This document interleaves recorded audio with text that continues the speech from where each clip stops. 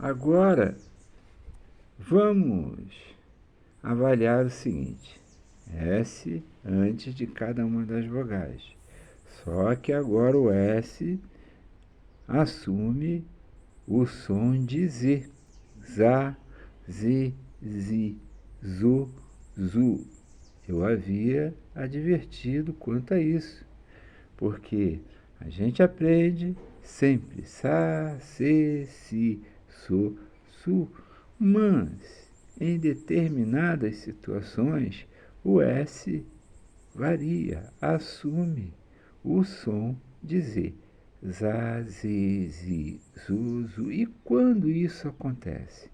Quando o S em uma possível palavra se encontra posicionado entre duas vogais. Olha só, ele está no meio do A e do outro A. Casa, base, ó, entre o A e o E. Asilo, entre o A e o I.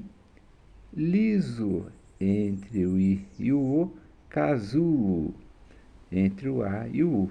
Vamos à escrita. Aqui, casa, né? Então, ó. Ca, za, o S com o som de Z, porque se encontra entre A e A. Base, olha. Ba,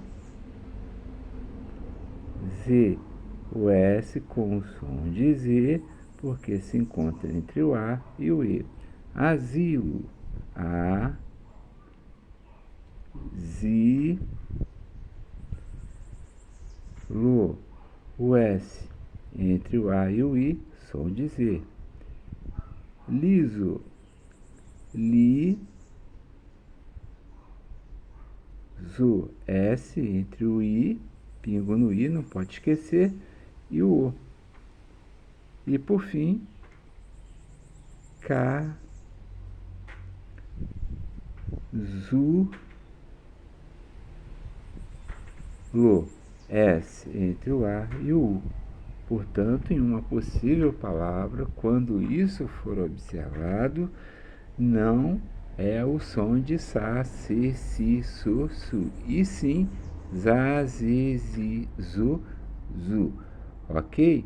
Muita atenção, porque eu já havia advertido sobre isso. E ainda há mais ocorrências com relação ao S. Vamos em frente, acompanhem aí.